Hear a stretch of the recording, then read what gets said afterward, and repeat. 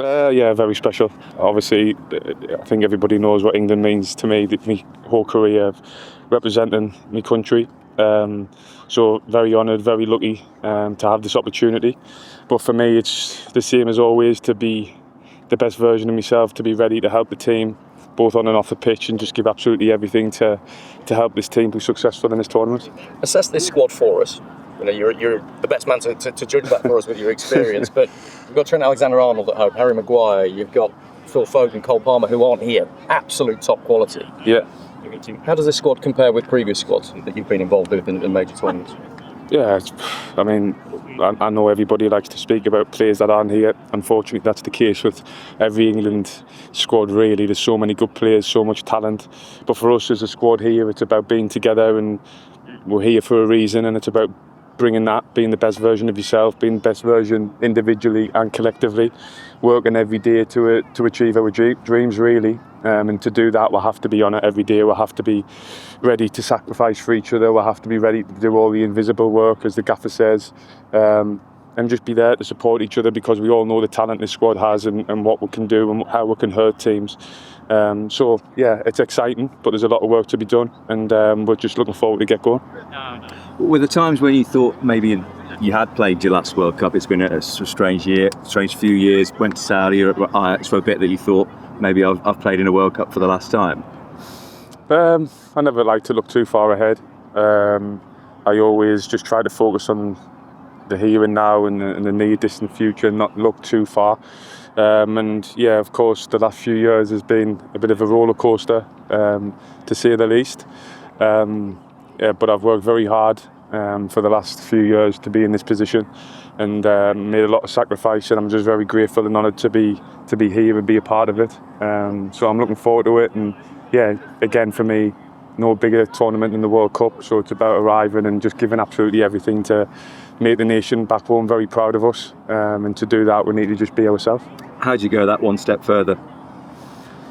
Again, not look too far ahead. I think you have to focus on what's important, and what's important at the minute is the next game. The first two pre-camp games is important to build fitness, build some rhythm, so we arrive in the World Cup in a good place against Croatia, because they're a very good side, and take each game as it comes, you know, and not look too far ahead. Just to pick up on what Rob said about those that are left home, is there ever a danger that adds pressure to the players that are here, that you're looking and thinking, well, so-and-so could be here or not, or just think, well, that's the manager's choice? I think pressure is what you want in football. You know, there's no bigger pressure than representing your country at a World Cup. It doesn't get any bigger than that, really. So that's the most important thing. And for us, it's about staying together as a squad, which I'm sure we will, and working every single day tirelessly, like I say, from now all the way through. And let's see where we can get together. Jordan, you were in Qatar. Russia was quite warm as well. How does this compare? And what are the secrets of acclimatising as quickly as you can?